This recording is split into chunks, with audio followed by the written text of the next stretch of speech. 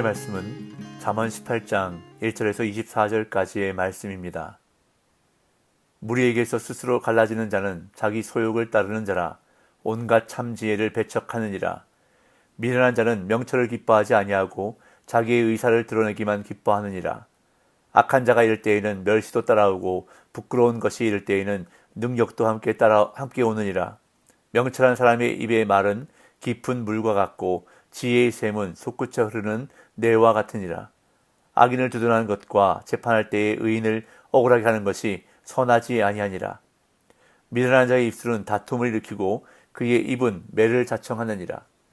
미련한 자의 입은 그의 멸망이 되고 그의 입술은 그의 영혼의 그물이 되느니라. 남의 말하기를 좋아하는 자의 말은 별식과 같아서 뱃속 깊은 데로 내려가느니라. 자기의 일을 게을리 하는 자는 패가하는 자의 형제니라. 여호와의 이름은 견고한 망대라.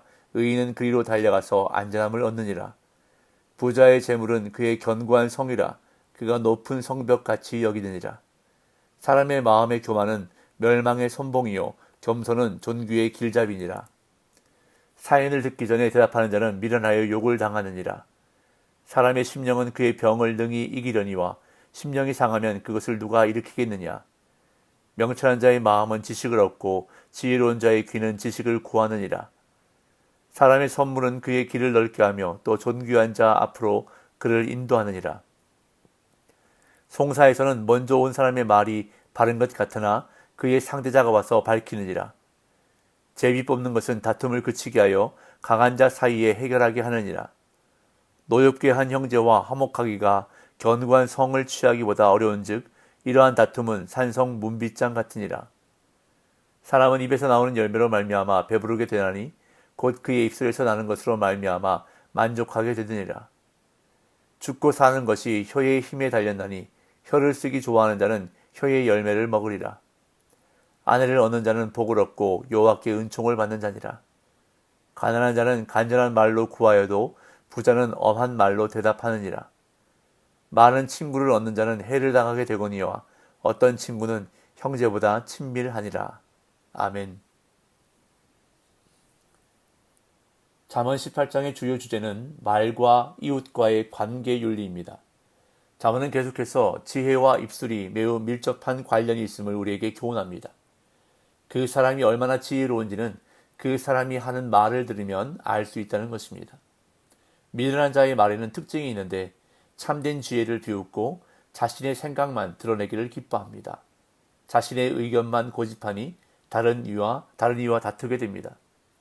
공동체의 유익이 아닌 자신의 욕심만을 추구하기에 오직 자기 의견만을 내세우는 것이 미련한 자의 모습이라고 본문은 말씀합니다. 1절에서 3절입니다. 무리에게서 스스로 갈라지는 자는 자기 소욕을 따르는 자라. 온갖 참지혜를 배척하느니라. 미련한 자는 명철을 기뻐하지 아니하고 자기의 의사를 드러내기만 기뻐하느니라. 악한 자가 이를 때에는 멸시도 따라오고 부끄러운 것이 이를 때에는 능욕도 함께 오느니라. 1절은 상황적 배경을 제시합니다. 무리에게서 스스로 갈라지는 자는 공동체에서 스스로 분리된 자를 뜻합니다. 이러한 반사회적 행동 자체도 문제이지만 더 큰 문제는 자기 욕망을 채우기 위해 그렇게 행동한다는 사실입니다. 그러한 자들은 공동체에 속해 살아가면서 모든 건전한 정책이나 합리적인 제안을 거부합니다. 1절에서 참지혜로 번역된 히브리어 투샤야라는 단어는 지혜보다는 건전한 정책, 합리적 제안을 의미합니다. 2절에서 이들을 다시 설명하는데 미련한 자는 자기 확신에 가득 차 있어 남의 말을 듣기보다는 자기 주장만 이야기합니다. 마음의 교만으로 인하여 남의 충고나 조언을 무시하고 자기 마음의 뜻대로 행하는 자들을 3절은 악한 자로 묘사하며 이들이 멸시와 수치와 능욕을 당할 것이라 말합니다. 그러나 이와는 반대로 지혜로운 자의 말은 깊은 물과 같다고 말합니다. 4절 5절. 명철한 사람의 입의 말은 깊은 물과 같고 지혜의 샘은 솟구쳐 흐르는 내와 같으니라. 악인을 두둔하는 것과 재판할 때에 의인을 억울하게 하는 것이 선하지 아니하니라. 3절에서 악한 자에게 수반되는 것들을 묘사했다면 4절에서는 명철한 사람, 지혜로운 사람에게 수반되는 것을 묘사합니다. 지혜자의 말이 주는 유익함을 설명하는데 명철한 사람의 입의 말은 깊은 물, 솟구쳐 오르는 시냇물, 지혜의 샘과 같다고 말합니다. 물은 생명의 근원을 의미하는데 지혜자의 물은 보통의 물이 아니라 지와 수와 같이 깊은 곳에서 나오는 최고의 시원한 물로 비유되고 있습니다. 즉 최상의 생명을 얻게 될 것이라는 의미입니다. 그런 다음 5절은 재판을 배경으로 말의 영향력에 대해 말하는데 악인을 두둔하는 것은 문자적으로 악인의 얼굴을 높이는 것입니다. 이는 악인에게 유리한 증언으로 공의를 무너뜨리는 것입니다. 그러면 의인은 공의로운 판결에서 멀어지게 되는 것입니다. 계속해서 저자는 미련한 자의 말이 공동체와 그 자신에게 미치는 영향에 대해서 교훈합니다. 6절에서 8절. 미련한 자의 입술은 다툼을 일으키고 그의 입은 매를 자청하느니라. 미련한 자의 입은 그의 멸망이 되고 그의 입술은 그의 영혼의 그물이 되느니라. 남의 말하기를 좋아하는 자의 말은 별식과 같아서 뱃속 깊은 데로 내려가느니라. 지혜로운 자는 부드러운 말로 분노나 싸움을 피하지만 미련한 자는 늘 거친 말이나 불필요한 말로 인해 다툼과 분쟁을 일으킵니다. 그리하여 스스로 매맞기를 자처하고 결국 말로 인하여 파멸하게 됩니다. 그의 말이 그의 삶과 생명의 그물이 되어 스스로 갇히게 된다는 것입니다. 그리고 8절은 미련한 자의 말이 타인에게 끼치는 부정적인 영향에 대해서 말하는데 미련한 자의 입에서 나오는 험담이나 소문은 맛있는 음식과 같아서 중독성이 있다는 것입니다.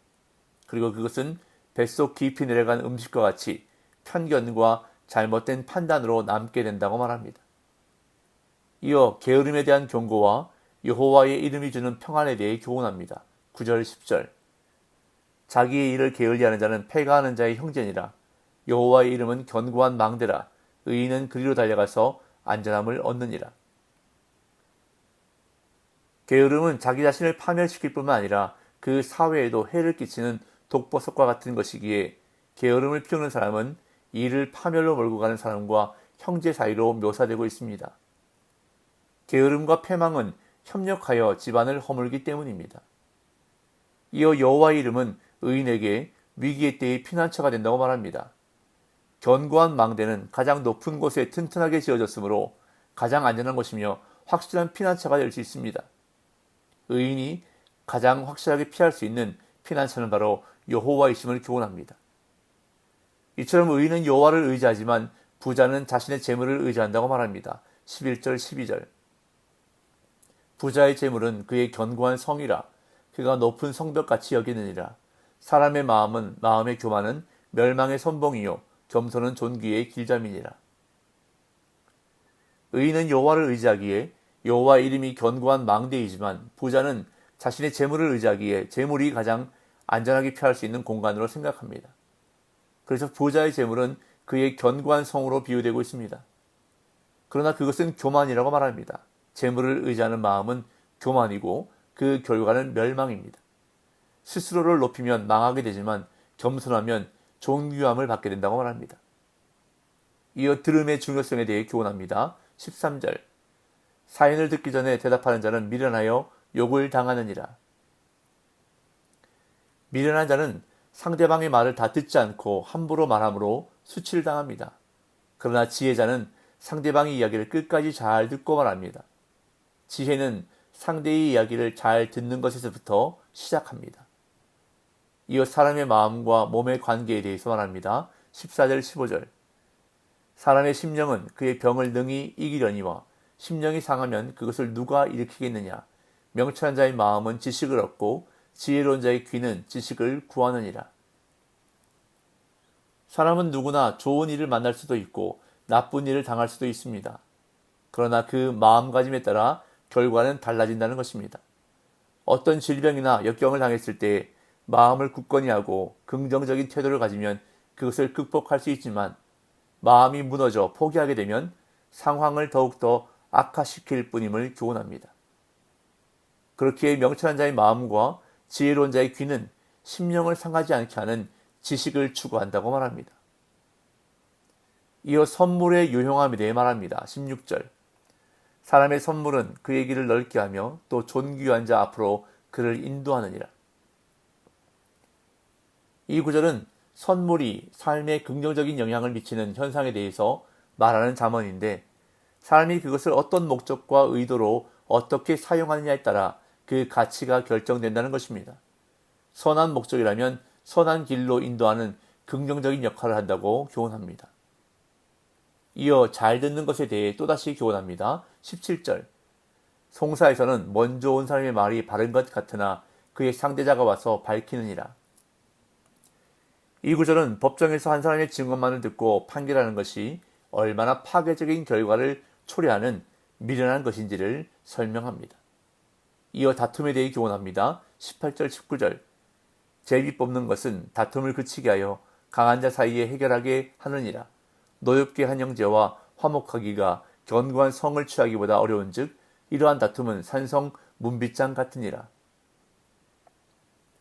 18절은 힘있는 자들끼리의 시시비비를 가리는 일에 있어서 제비 뽑기가 더 좋은 방법일 수도 있음을 말해주고 있고 19절은 형제간의 다툼을 해결하는 것이 산성 문빗장을 여는 것처럼 어렵다고 강조하면서 다툼을 피할 것을 말합니다. 이어 말의 힘에 대해 교훈합니다. 20절 21절 사람은 입에서 나오는 열매로 말미암아 배부르게 되나니 곧 그의 입술에서 나는 것으로 말미암아 만족하게 되느니라. 죽고 사는 것이 혀의 힘에 달렸나니 혀를 쓰기 좋아하는 자는 혀의 열매를 먹으리라. 20절에서 입에서 나오는 열매는 말이 가져오는 결과를 의미하는데 이는 선한 말과 악한 말이 말하는 자신에게 미치는 영향을 염두에 둔 것입니다. 그리고 21절은 말의 영향력이 삶과 죽음, 즉 생명까지 좌우한다고 강조합니다. 혀를 쓰기 좋아하는 자는 말을 많이 하는 자를 의미하는데 이러한 자는 많은 말로 인한 손해를 경험하며 살아야 한다고 말합니다. 이제 타인과의 관계에 대해 교훈함으로 18장을 마무리합니다. 22절에서 24절 아내를 얻는 자는 복을 얻고 여호와께 은총을 받는 자니라. 가난한 자는 간절한 말로 구하여도 부자는 엄한 말로 대답하느니라.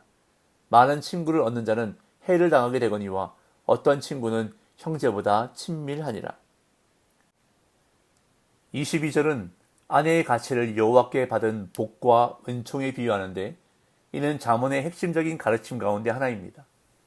그리고 23절은 가난한 자의 간절한 요청과 부자의 엄한 대답을 대조하면서 이러한 모습이 옳지 않다고 교훈합니다. 그런 다음 24절은 친구의 가치를 많음에 두는 것이 아니라 친밀함과 신뢰에 두어야 한다고 교훈하고 있습니다. 오늘 본문에서 여호와의 이름은 견고한 망대라고 했습니다. 견고한 망대는 흔들리지 않아 멀리 있는 것도 정확히 내다볼 수 있습니다. 경솔하게 자신의 뜻과 생각대로 걸어가다가는 어떤 장애물을 만날지 모르지만 하나님을 의지하는 자는 하나님께서 견고한 망대가 되어주시기에 평안하고 바른 길로 인도해 주신다는 것입니다. 오늘 이 하루도 다른 것 의지하지 않고 오직 하나님만 의지하는 겸손함으로 살아가는 복된 날 되시기를 예수님의 이름으로 축복합니다.